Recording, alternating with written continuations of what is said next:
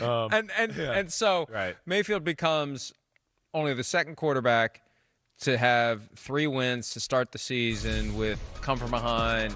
Here it is. 1 or 2 quarterbacks to lead fourth quarter comebacks in each of first 3 games of a season since 1950. The other one was, do you know? Did you hear it yesterday? Matt Ryan? Matt Ryan. 2006. The guy who was the victim of the ultimate comeback by Tom Brady. Right. It was 2016? Was it that year? I don't know, but since 1950. Yeah.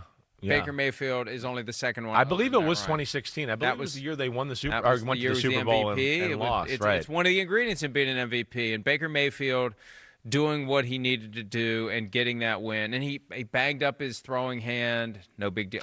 He got the crap beat out of him yesterday. He's incredible. He just keeps going. Well, it was a short week. Their O-line. Monday night got banged up. Right. The team's banged up. They're missing 3 O-linemen. Right. And they just keep going. Yeah, they do. The Bucs are a team to watch out for. I mean, we know that. They're 3-0 and all of that. But at the same time, they're 3-0. They're not even close to being a healthy team. They lose Kalijah Kancey for the season last year, one of their better D tackles. Could be back for the playoffs. Yeah, so he can get back maybe at the end of the year. Right.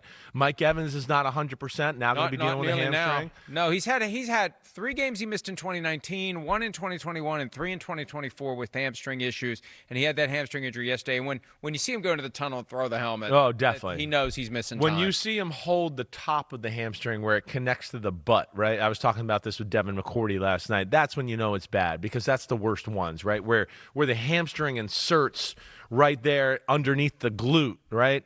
That's when it's a bad, only top-tier athletes pull that part of the hamstring, right? You got to be explosive. Like me and you are not explosive enough to pull that part of the hamstring, right? Unless there's something physically wrong where maybe you were out of alignment or whatever. I pulled the middle of the hamstring. Yeah, see, the middle.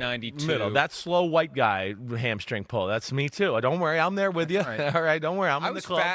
You would be shocked how fast I was. Yeah, for a white person, slow white person world, you were fast. No, I was fast. Okay. Trust me. All right. There were witnesses. I was fast.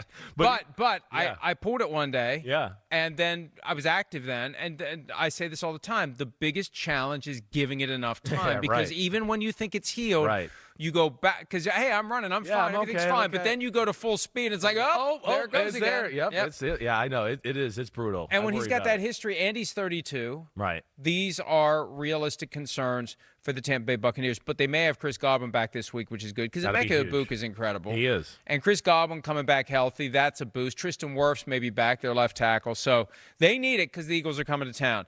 But that's one of those where, they'd struggled the first couple of weeks. They were sluggish against the Texans for most of the game on Monday night, sluggish for most of the game against the Falcons.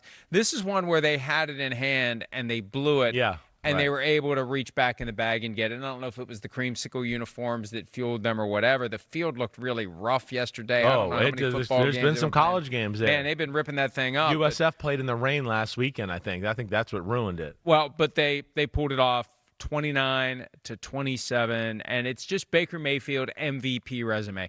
I checked the MVP odds last night just to see where Daniel Jones fit because Jason Garrett's making the case for Jones being an MVP. Sure. He was 80-1 last week. I have a feeling it's shorter than 80-1 this week, but Mayfield's got to be in that conversation too. Definitely. Right now, I mean, you look at it, I go, Josh Allen, Lamar, Mayfield, Lamar, Daniel Jones, Justin Herbert. Now would be the 5 that I come right to mind. Because Justin Herbert, I don't know if anybody's playing better football than him, and we'll talk about that later. But, yeah, Baker Mayfield deserves to be in that conversation, let alone, their offense takes his personality. I mean, there he is getting his butt beat yesterday. He's getting hit because the offensive line's not at full strength, and he just doesn't flinch. He hangs in there, makes big throws when he has to. It wasn't an easy day for them. It wasn't. That Jets defense still has some talent and some playmakers on it. But to your point of we were talking about with the Eagles game, theirs is 23-6, and the Jets were like, so what? Let's just hang in there. Let's score. Let's make it a 10-point game. Let's hang around. And they found a way there in the third and fourth quarter to finally get a little offense going and put some pressure on the Bucs. And they did a good job with that. And then, there's the blocked field goal, and you're going, oh, my gosh, they got outplayed. This is incredible, but are they going to have a chance to win this football game? If Baker Mayfield, as we know, goes down the field, makes it happen. I love watching the Bucs. I do. They're exciting. Sometimes on offense, I think they're really exciting. They're patient with the run, even though it wasn't hugely successful yesterday. They still stay with it. And when they're healthy up front, we know they're going to be able to run the ball. Baker's going to push the ball down the field, so that's always fun. And as you heard me say a few times yesterday and last week, they have a screen game that, to me, is maybe the best in football. When they get it out, Sterling Shepard, some of these wide receivers out in the edge, even their running backs, that is really good that way. So they have a lot of answers, let alone they have good players to go along with that. And when they're healthy, I think they're one of the best teams in football. And they're one of those teams that I think can hang there with the Eagles when they're healthy and go, wait, you're not just going to overpower us. We can hang in there with you. We got big people, too. That's going to be a fun game to watch. Baker Mayfield is the guy that elevates the definitely. team, he's so much fun. Right. And he's just the right kind of petty. He'll say out loud things the rest of us would merely think. Right. We played the clip last night in Football Night in America.